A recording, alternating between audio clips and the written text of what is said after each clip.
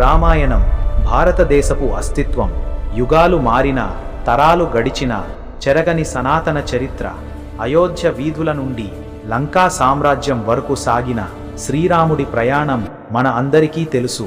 కానీ శతాబ్దాలుగా మనం వింటున్న ఈ పరమ పవిత్ర గాథ వెనుక కొన్ని అత్యంత శక్తివంతమైన పాత్రల అంతర్గత మైండ్ గేమ్స్, పక్కా పొలిటికల్ వ్యూహాలు మరియు ఆధునిక సైన్స్ సైతం ముక్కున వేలేసుకునే లాజికల్ ఫ్యాక్ట్స్ దాగి ఉన్నాయనే విషయం మీకు తెలుసా? రావణుడి సోదరి శూర్పణఖ కేవలం ఒక కామాతురురాలైన రాక్షసా, లేక లంకా సామ్రాజ్య సర్వనాశనానికి తెర వెనుక పక్కా స్కెచ్ వేసిన ఒక రివెంజ్ మైండెడ్ ఉమనా? అసలు లంకలోనే అత్యంత బలశాలి అయిన కుంభకర్ణుడు 6 నెలల పాటు నిరంతరాయంగా నిద్రపోవడానికి గల అసలైన బయోలాజికల్ రీజన్ ఏంటి? ఈరోజు మన కనకరాజా ఫ్యాక్ట్స్ ఛానల్లో రామాయణంలోని ఈ అద్భుతమైన అంతఃసూత్రాలను, ఎవరికీ తెలియని లాజికల్ ఫ్యాక్ట్స్ని విశ్లేషిద్దాం. వీడియోని ఎక్కడా స్కిప్ చేయకుండా చివరి వరకు వినండి, ఎందుకంటే ఈరోజు మనం విప్పబోయే ఒక్కో రహస్యం మిమ్మల్ని విస్మయంలో ముంచెత్తుతుంది. సాధారణంగా మనకు తెలిసిన కథ ఏంటి?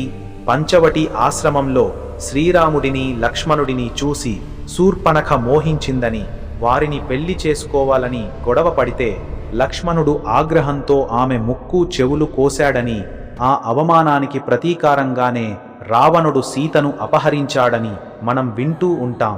కానీ వాల్మీకి రామాయణంలోని ఉత్తరకాండను మరియు కొన్ని ప్రాచీన పురాణ పాఠాంతరాలను లోతుగా పరిశీలిస్తే ఈ కథ వెనుక ఒక భయంకరమైన అంతర్గత యుద్ధం, పక్కా ప్రతీకార వ్యూహం కనిపిస్తాయి. అసలు శూర్పణఖ ఎవరు? విశ్వశ్రవసుడు, కైకశిల పుత్రిక, రావణుడు కుంభకర్ణుల చిన్న చెల్లెలు. ఆమె అసలు పేరు మీనాక్షి. ఆమె చేతిగోళ్లు పొడవుగా పదునుగా సూదిలా ఉండటం వల్ల కాలక్రమేణా ఆమెకు శూర్పణఖ అనే పేరు స్థిరపడిపోయింది. ఆమె యవ్వనంలో ఉన్నప్పుడు కాలకేయ వంశానికి చెందిన విద్యుజ్జిహ్వ అనే రాక్షస రాజును ప్రేమించింది. అయితే రావణుడికి మరియు ఈ కాలకేయ వంశానికి శతాబ్దాలుగా తీవ్రమైన వైరం ఉంది. రావణుడి పర్మిషన్ లేకుండా శూర్పణఖ అతడిని రహస్యంగా వివాహం చేసుకుని వెళ్ళిపోయింది. ఇక్కడే అసలైన ట్విస్ట్ ప్రారంభమవుతుంది. తన సోదరి శత్రువుల రాజును పెళ్లి చేసుకుందనే కోపంతో రావణుడు అహంకారంతో ఆ రాజ్యంపై దండెత్తాడు. ఆ భీకర యుద్ధంలో రావణుడు శూర్పణఖ భర్త అయిన విద్యుజ్జిహ్వాను హతం చేశాడు. ఒక్క క్షణం లాజికల్గా ఆలోచించండి. కళ్ల ముందే తన తాడిబొట్టు తెంపిన అన్నపై ఏ చెల్లెలికైనా ప్రేమ ఉంటుందా? రావణుడు ఎంతటి క్రూరుడో, ఎంతటి శక్తివంతుడో శూర్పణఖకు బాగా తెలుసు. అతడిని నేరుగా ఎదిరించే శక్తి ఆమెకు లేదు. పైకి ఏడిస్తే తనను కూడా చంపేస్తాడనే భయంతో ఆమె తన గుండెల్లో ప్రతీకార జ్వాలను దాచుకుంది. లంకా సామ్రాజ్యం అంతం కావాలి, రావణుడు సర్వనాశనం అవ్వాలి. ఇదే ఆమె జీవిత ఆశయంగా మారింది. దానికోసం ఆమె సమయం కోసం వేచి చూసింది. ఆ సమయం పంచవటిలో దొరికింది. వనవాసంలో ఉన్న శ్రీరాముడి పరాక్రమాన్ని, ఖరదూషణులనే 14,000 మంది రాక్షసులను ఆయన ఒక్కడే క్షణాల్లో అంతం చేసిన తీరును శూర్పణఖ ప్రత్యక్షంగా చూసింది. అప్పుడు ఆమె మైండ్లో ఒక అద్భుతమైన ప్లాన్ పడింది. రావణుడిని ఢీకొట్టి లంకను సర్వనాశనం చెయ్యగల ఏకైక మొనగాడు ఈ భూమిపై శ్రీరాముడు మాత్రమేనని ఆమె గ్రహించింది. లక్ష్మణుడు ఆమె ముక్కు కోసిన తర్వాత ఆమె ఏడుస్తూ లంకకు వెళ్ళింది. అక్కడ ఆమె రావణుడితో అన్న మాటలు చాలా కీలకం. ఆమె కేవలం నన్ను అవమానించారు, నా ముక్కు కోశారు అని చెప్పి ఊరుకోలేదు. అలా చెప్తే రావణుడు కేవలం రాముడిపైకి కొంతమంది సైన్యాన్ని పంపి ఊరుకుంటాడని ఆమెకు తెలుసు. అందుకే ఆమె రావణుడి బలహీనత అయిన స్త్రీ లోలత్వాన్ని టార్గెట్ చేసింది. సీతాదేవి సౌందర్యాన్ని అత్యంత అద్భుతంగా వర్ణించింది. ఆమె త్రిలోక సుందరి, ఆ రాముడి పక్కన కాదు, లంకాధిపతి అయిన నీ పక్కన మహారాణిగా ఉండాల్సిన స్త్రీ అంటూ రావణుడిలో కామ క్రోధాలను, అహాన్ని ఏకకాలంలో రేకెత్తించింది. లాజిక్ ఏంటంటే రావణుడు వెళ్లి సీతను అపహరిస్తే శ్రీరాముడు ఊరుకోడని, లంకపై దండెత్తి రావణుడిని సకుటుంబంగా సర్వనాశనం చేస్తాడని శూర్పణఖకు ముందే తెలుసు. అంటే సీతాపహరణానికి, లంకా దహనానికి, రావణుడి మరణానికి తెర వెనుక అసలైన స్క్రీన్ ప్లే రాసింది శూర్పణఖే. ఆమె కేవలం కామాతురురాలు కాదు, తన భర్త మరణానికి అన్నపై పగ తీర్చుకున్న ఒక మైండ్ గేమ్ వ్యూహకర్త. ఇక రామాయణంలో అందరినీ ఆశ్చర్యపరిచే, విస్మయానికి గురిచేసే మరో అద్భుతమైన పాత్ర కుంభకర్ణుడు. 6 నెలల పాటు నిరంతరాయంగా నిద్రపోవడం, ఆ తరువాత ఒక్కరోజు మేల్కొని వేల టన్నుల ఆహారాన్ని భుజించడం. వినడానికి ఇది ఒక పురాణ గాథలా అసాధ్యమైన విషయంగా అనిపించినా దీని వెనుక ఉన్న చారిత్రక ఆధారాలు. వాల్మీకి రామాయణ ఉత్తరకాండ ప్రకారం కుంభకర్ణుడు పుట్టుకతోనే అసాధారణమైన శక్తులు, అంతకు మించిన ఆకలితో జన్మించాడు. అతను రోజుకు వందల సంఖ్యలో జీవులను ఆహారంగా తీసుకునేవాడు. దీనివల్ల భూమిపై ఉన్న జీవరాశులన్నీ అంతరించిపోతాయని, ప్రకృతి సమతుల్యత దెబ్బతింటుందని భయపడి దేవేంద్రుడి నాయకత్వంలో దేవతలందరూ బ్రహ్మదేవుడిని ఆశ్రయించారు. కుంభకర్ణుడి ఆకలి నుండి ప్రపంచాన్ని కాపాడమని వేడుకున్నారు. బ్రహ్మదేవుడు కుంభకర్ణుడిని నియంత్రించడానికి ఒక శాపమివ్వాలని నిశ్చయించుకున్నాడు. అయితే కుంభకర్ణుడు బ్రహ్మదేవుడి కోసం ఘోరమైన తపస్సు చేసినప్పుడు ఇంద్ర పదవిని ఆశించి ఇంద్రాసనం అని అడగబోయాడు. కాని దేవతల కోరిక మేరకు సరస్వతీదేవి అతని నాలుకపై కూర్చోవడంతో నోరు తిరగక అతను నిద్రాసనం అని అడిగేశాడు. దాంతో బ్రహ్మదేవుడు, "నువ్వు ఇకపై మృతుడిలా నిద్రపోతావు" అని శాపమిచ్చాడు. ఆ తరువాత రావణుడు బ్రహ్మను బ్రతిమలాడటంతో ఆ శాపాన్ని కాస్త సడలించి 6 నెలలు నిరంతర నిద్ర, ఆ తరువాత ఒకే ఒక్కరోజు మేల్కొంటాడు. ఆ రోజు అతని ఆకలి తీరిన తరువాత మళ్లీ నిద్రపోతాడు అని మార్చాడు. కుంభకర్ణుడు కేవలం తిండిపోతూ నిద్రపోతూ మాత్రమే కాదు, అతను వేదాలు చదివినవాడు, పరమధర్మాత్ముడు. యుద్ధానికి ముందు రావణుడు తనను నిద్ర లేపినప్పుడు కుంభకర్ణుడు రావణుడి తప్పును ముఖం మీదే నిలదీశాడు. "అన్నా, పరస్త్రీని అపహరించి నువ్వు తప్పు చేశావు. రాముడు సాక్షాత్ పరమాత్ముడు" అని హితవు పలికాడు. కాని అన్నపై ఉన్న కృతజ్ఞత కోసం శరణు కోరిన అన్నను వదిలేయలేక చావు ఖాయమని తెలిసి కూడా యుద్ధరంగంలోకి దిగి వీరమరణం పొందాడు. అపారమైన శక్తి ఉండి కూడా నిద్ర అనే ఒక శారీరక బలహీనత వల్ల అతను చరిత్రలో కేవలం ఒక సోమరిపోతుగా మిగిలిపోవడం విచారకరం. ఇప్పుడు మనం మాట్లాడుకోబోయే ఫ్యాక్ట్ చాలా మందికి తెలియని ఒక అద్భుత రహస్యం. రావణుడి భార్య, లంకకు మహారాణి అయిన మందోదరి ఎవరు? ఆమె జననం వెనుక ఉన్న అసలైన కథ ఏంటి? ఆమెను జంతు సంభూతురాలు అని ఎందుకు అంటారు? కొన్ని ప్రాచీన పురాణ కథనాల ప్రకారం మందోదరి పూర్వజన్మలో ఒక కప్ప, మండూకం రూపంలో ఉండేది. దీని వెనుక ఒక విచిత్రమైన, హృదయానికి హత్తుకునే కథ ఉంది. ఒక ఆశ్రమంలో మందార్, ఉదార్ అనే 2 మునులు నివసిస్తూ ఉండేవారు. ఒకరోజు వారు పాలు తాగడానికి సిద్ధపడుతున్న సమయంలో ఒక విషసర్పం వచ్చి ఆ పాల గిన్నెలో విషం విడిచింది. ఆ విషయాన్ని గమనించిన అక్కడ ఉన్న ఒక కప్ప మునులను కాపాడటం కోసం ఆ పాల గిన్నెలోకి దూకి తన ప్రాణాలను త్యాగం చేసింది. మునులు మొదట విషయం తెలియక ఆ పాలు వృధా అయ్యాయని కోపంతో ఆ కప్పను శపించినప్పటికీ తరువాత దివ్య దృష్టితో అసలు సత్యం తెలుసుకున్నారు. ఆ జీవి చేసిన త్యాగానికి చలించిపోయి దానికి శాప విమోచనం కలిగించి తమ తపశ్శక్తితో ఒక అత్యంత సుందరమైన కన్యగా మార్చారు. మండూకం నుండి ఉద్భవించింది కాబట్టి ఆ మునుల పేర్లైన మందార్, ఉదార్లను కలిపి ఆమెకు మందోదరి అనే పేరు పెట్టారు. ఆ తరువాత ఆమెను మయసభ నిర్మాత అయిన మయుడు పెంచుకున్నాడు. ఆమె అందం, గుణశీలతలు ఎంతటివంటే ఆమెను వివాహం చేసుకోవడానికి కిష్కింధరాజు వాలి, లంకాధిపతి రావణుడు ఇద్దరూ పోటీ పడ్డారు. చివరికి రావణుడు ఆమెను వివాహం చేసుకున్నాడు. వాల్మీకి రామాయణంలో మందోదరిని హిందూ సంస్కృతిలోనే అత్యంత పవిత్రమైన పంచకన్యలలో ఒకరిగా పేర్కొన్నారు. రాక్షసరాజుకు భార్య అయినప్పటికీ మందోదరి ఎప్పుడూ అధర్మాన్ని, పాపాన్ని సమర్థించలేదు.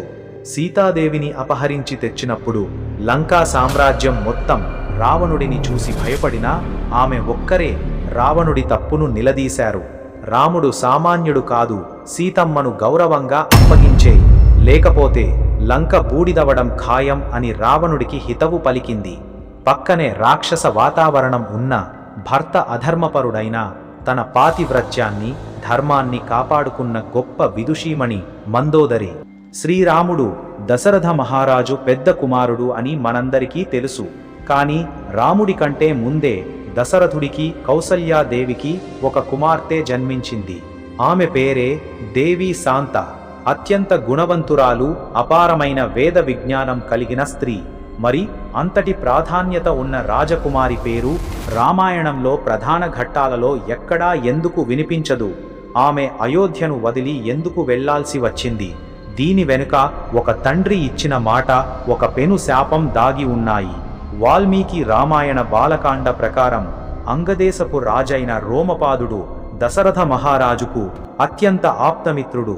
రోమపాదుడి భార్య వర్షిణి కౌసల్యాదేవికి స్వయానా అక్క. వీరికి ఎన్ని సంవత్సరాలైనా సంతానం కలగలేదు. ఒకసారి రోమపాదుడు వర్షిణి అయోధ్యకు వచ్చినప్పుడు సంతానం లేని వారి బాధను చూసి దశరథుడు చలించిపోయాడు.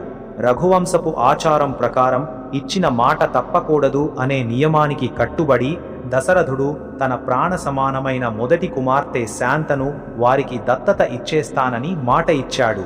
అలా దేవి శాంత అంగదేశపు రాజకుమారిగా మారిపోయింది. అంగదేశానికి వెళ్ళిన తర్వాత శాంత జీవితంలో ఒక పెద్ద మలుపు తిరిగింది. ఒకరోజు అంగదేశపు రాజు రోమపాదుడు తన కుమార్తె శాంతతో ఏదో ముఖ్యమైన విషయం మాట్లాడుతున్నప్పుడు ఒక బ్రాహ్మణుడు సహాయం కోసం రాజు ద్వారానికి వచ్చాడు. కానీ కూతురితో సంభాషణలో మునిగిపోయిన రాజు ఆ బ్రాహ్మణుడిని గమనించలేదు. అతనిని అవమానించినట్లయింది. ఆ బ్రాహ్మణుడు ఇంద్రుడి పరమభక్తుడు. తన భక్తుడికి జరిగిన అవమానానికి ఆగ్రహించిన దేవేంద్రుడు అంగదేశంపై వర్షాలు పడకుండా శపించాడు. దాంతో అంగదేశంలో ఘోరమైన కరవు కాటకాలు ఏర్పడ్డాయి. ప్రజలు ఆకలితో అలమటించారు. ఈ కరవు నుండి దేశాన్ని రక్షించాలంటే నిరంతర బ్రహ్మచర్యాన్ని పాటిస్తూ అపారమైన తపశ్శక్తి కలిగిన ఋష్యశృంగ మహర్షి మాత్రమే అంగదేశంలో అడుగుపెట్టాలని, ఆయన చేతుల మీదుగా యజ్ఞం జరగాలని పండితులు చెప్పారు. దేవి శాంత తన తెలివితేటలతో, ధర్మనిరతితో ఆ మహర్షిని అంగదేశానికి తీసుకురావడంలో కీలక పాత్ర పోషించింది. ఋష్యశృంగుడు అంగదేశంలో అడుగు పెట్టగానే వర్షాలు కురిశాయి. కరవు తీరింది. రాజు రోమపాదుడు కృతజ్ఞతగా సకల గుణ సంపన్నురాలైన తన దత్తపుత్రిక శాంతను ఋష్యశృంగ మహర్షికి ఇచ్చి వివాహం జరిపించాడు. ఇక్కడే ఒక అద్భుతమైన లాజికల్ ఫ్యాక్ట్ ఉంది. అటు అయోధ్యలో దశరథుడికి కూడా సంతానం లేదు. అప్పుడు దశరథుడు పుత్రకామేష్టి యాగం చెయ్యాలని తలపెట్టినప్పుడు ఆ యాగాన్ని నడిపించడానికి అత్యంత సమర్థుడైన మహర్షిగా ఋష్యశృంగుడిని అయోధ్యకు పిలిపించారు. అంటే తన సొంత కూతురు శాంత, ఆమె భర్త అయిన ఋష్యశృంగ మహర్షి చేసిన యజ్ఞ ఫలం వల్లే అయోధ్యలో శ్రీరాముడు, లక్ష్మణ, భరత, శత్రుఘ్నులు జన్మించారు. రఘువంశపు వారసత్వానికి మూల కారణమైన దేవి శాంత దత్తత వెళ్లడం వల్ల మరియు అడవులలో మునిపత్నిగా జీవించడం వల్ల రామాయణ ప్రాధాన్యతలో ఆమె పేరు తెరవెనుకకు వెళ్ళిపోయింది. ఇప్పుడు మనం మాట్లాడుకోబోయే ఘట్టం రామాయణంలోనే అత్యంత హృదయ విదారకమైనది. శ్రీరాముడిని నీడలా వెంబడించినవాడు, 14 సంవత్సరాలు నిద్ర లేకుండా అన్న సేవలోనే గడిపిన లక్ష్మణుడు చివరికి అయోధ్యలో శ్రీరాముడి ఆజ్ఞ వల్లే సర్యూ నదిలో జలసమాధి తీసుకుని ప్రాణాలు వదలాల్సి వచ్చింది. ప్రాణ సమానమైన తమ్ముడికి శ్రీరాముడు అంతటి కఠిన శిక్ష ఎందుకు వేశాడు? దీని వెనుక ఉన్న విధిరాత ఏంటి? పద్మపురాణం మరియు వాల్మీకి రామాయణ ఉత్తరకాండ ప్రకారం శ్రీరాముడు రావణ సంహారం ముగించుకుని అయోధ్యను ఎన్నో ఏళ్లు విజయవంతంగా పాలించిన తర్వాత ఆయన భూమిపై అవతరించిన కాలం ముగింపుకు వచ్చింది. ఒకరోజు కాలపురుషుడు ఒక వృద్ధ మహర్షి రూపంలో శ్రీరాముడి అంతఃపురానికి వచ్చాడు. ఆయన శ్రీరాముడితో ఏకాంతంగా ఒక రహస్యం మాట్లాడాలని కోరాడు. అయితే యమధర్మరాజు ఒక కఠినమైన షరతు పెట్టాడు. మనము మాట్లాడుకుంటున్నప్పుడు ఎవరైనా గదిలోకి వస్తే వారికి నీవు మరణశిక్ష విధించాలి. ధర్మరాజా, మీరు చెప్పిన విధంగానే లోపలికి ఎవరిని రానివ్వకుండా నా తమ్ముడు లక్ష్మణుడిని కాపలాగా ఉంచుతాను. రామ, మన ఇద్దరి మధ్య జరిగే సంభాషణ అత్యంత రహస్యమైనది. మనం మాట్లాడుకుంటున్న సమయంలో ఎవరు ఈ గదిలోకి వచ్చినా లేదా మన మాటలు విన్నా వారికి నువ్వు ఖచ్చితంగా మరణశిక్ష విధించాలి అని కోరాడు.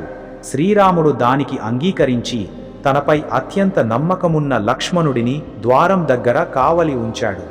ఎవరినీ లోపలికి రానివ్వద్దు, వస్తే మరణశిక్ష తప్పదు అని ఆదేశించాడు. సరిగ్గా అదే సమయంలో తీవ్రమైన కోపానికి మారుపేరైన దుర్వాస మహర్షి అక్కడికి వచ్చారు. లక్ష్మణ, నేను లోపలికి వెళ్ళి ఇప్పుడే శ్రీరాముణ్ణి కలవాలి. క్షమించండి మహర్షి, ప్రవేశం నిషేధం. ఇది ఆజ్ఞ, అడ్డుకోకు. ఆయన శ్రీరాముడిని కలవాలని పట్టుబట్టారు. లక్ష్మణుడు చేతులు జోడించి, మహర్షి, అన్నగారు లోపల ముఖ్యమైన సమావేశంలో ఉన్నారు, కాసేపు ఆగండి అని ప్రార్థించాడు. దాంతో దుర్వాస మహర్షి ఆగ్రహంతో ఊగిపోయారు. నన్ను ఆపుతావా? మహర్షి, దయచేసి ఆపండి. నన్ను ఆపుతావా? ఇప్పుడు శ్రీరాముడికి అయోధ్యని, రఘువంశాన్ని మొత్తాన్ని ఒక్కసారిగా నాశనం చేస్తాను. ఇప్పుడే శ్రీరాముడిని, అయోధ్య నగరాన్ని, రఘువంశంని మొత్తం నాశనమైపోయేలా శపిస్తాను అని హెచ్చరించారు. ఇప్పుడు లక్ష్మణుడి ముందు 2 దారులు ఉన్నాయి. ఒకటి, అన్న ఆజ్ఞను జరిపి ఎవరినీ లోపలికి వెళ్ళనివ్వకుండా ఉండటం. దీనివల్ల దుర్వాస మహర్షి శపించి అయోధ్య మొత్తం నాశనమవుతుంది. రెండవది, తనే లోపలికి వెళ్ళి అన్న ఆజ్ఞను ఉల్లంఘించడం. దీనివల్ల కేవలం తనొక్కడికే మరణశిక్ష పడుతుంది, కానీ వంశం, అయోధ్య రక్షించబడతాయి. లక్ష్మణుడు స్వార్థం లేని మహాత్యాగి. తన వంశాన్ని, అన్నను కాపాడుకోవడం కోసం తన ప్రాణాలను త్యాగం చెయ్యడానికే సిద్ధపడ్డాడు. వెంటనే గదిలోకి ప్రవేశించి దుర్వాస మహర్షి వచ్చిన విషయాన్ని రాముడికి చెప్పాడు. లక్ష్మణుడిని చూడగానే శ్రీరాముడు దిగ్భ్రాంతికి గురయ్యాడు. యమధర్మరాజుకు ఇచ్చిన మాట ప్రకారం లక్ష్మణుడికి మరణశిక్ష వేయాలి, కానీ ప్రాణతమ్ముడిని ఎలా చంపగలడు? శ్రీరాముడు తీవ్రమైన ధర్మ సంకటంలో పడ్డాడు. అప్పుడు వశిష్ఠ మహర్షి ఒక మార్గం చెప్పారు. రామా, సత్పురుషులను, సాధువులను త్యాగం చెయ్యడం లేదా దేశం నుండి బహిష్కరించడం మరణశిక్షతో సమానం. కాబట్టి లక్ష్మణుడిని వదిలిపెట్టు అని చెప్పారు. లక్ష్మణుడికి ఒక విషయం అర్థమైంది. శ్రీరాముడికి దూరంగా బతకడమంటే క్షణక్షణం నరకమే. అందువల్ల అన్న ఇచ్చిన మాట అబద్ధం కాకూడదని తనే స్వయంగా అయోధ్యలోని సరయూ నదికి వెళ్ళి యోగశక్తితో జలసమాధి తీసుకున్నాడు. లక్ష్మణుడు సాక్షాత్ ఆదిశేషుడి అవతారం కాబట్టి ఆయన తన మానవ రూపాన్ని వదిలి రాముడి రాక కోసం వైకుంఠంలో అనంతశేషుడిగా ఎదురుచూడటానికి వెళ్ళిపోయాడు. రావణుడు 10 తలల రాక్షసుడు మాత్రమే కాదు, నవగ్రహాలను సైతం తన సింహాసనానికి మెట్లుగా మార్చుకున్న అత్యంత గొప్ప జ్యోతిష్య శాస్త్రవేత్త. మరి అంతటి మహాజ్ఞాని తన మరణాన్ని తానే ఎందుకు ఆపలేకపోయాడు? అసలు లంకా నగరం వెనుక దాగి ఉన్న ఆర్కిటెక్చరల్ మిస్టరీ ఏంటి? అన్నింటికీ మించి లంకా యుద్ధం ముగిసిన తరువాత సీతాదేవి చేసిన అగ్ని ప్రవేశం వెనుక ఉన్న అసలైన తాత్విక మరియు సైంటిఫిక్ లాజిక్ ఏంటి? శతాబ్దాలుగా జనబాహుల్యానికి అంతుచిక్కని ఈ అంతిమ రహస్యాలను ఈ అధ్యాయంలో పూర్తిగా ఛేదిద్దాం. రావణుడు అనగానే మనకు కేవలం ఒక విలన్ పాత్ర మాత్రమే గుర్తొస్తుంది. కానీ చారిత్రక గ్రంథాల ప్రకారం రావణుడు 4 వేదాలు, 6 ఉపనిషత్తులను క్షుణ్ణంగా చదివిన పరమ జ్ఞాని. అంతేకాదు, జ్యోతిష్య శాస్త్రంలో ఆయన రాసిన రావణ సంహిత ఇప్పటికీ అత్యంత ప్రామాణికమైనదిగా పరిగణించబడుతుంది. నవగ్రహాల గమనాన్ని, వాటి శక్తులను పూర్తిగా నియంత్రించగలిగే అపారమైన తంత్రమంత్ర శక్తులు రావణుడికి ఉండేవి. తన అహంకారంతో నవగ్రహాలన్నింటినీ బంధించి తన సింహాసనానికి వెళ్లే మెట్లుగా మార్చుకుని వాటిని తలకిందులుగా పడుకోబెట్టి వాటి వీపులపై అడుగు వేస్తూ సింహాసనాన్ని అధిష్ఠించేవాడట. ఇక్కడ ఒక అత్యంత ఆశ్చర్యకరమైన ఫ్యాక్ట్ ఉంది. మందోదరి గర్భవతిగా ఉన్నప్పుడు తన కుమారుడు మేఘనాథుడు భూమిపైనే అత్యంత శక్తివంతుడిగా, అమరుడిగా పుట్టాలని రావణుడు ఆశించాడు. దానికోసం నవగ్రహాలన్నింటినీ పిలిచి, నా కుమారుడు జన్మించే శుభముహూర్తంలో మీరందరూ అత్యంత శక్తివంతమైన 15వ స్థానంలో మాత్రమే ఉండాలి అని ఆజ్ఞాపించాడు.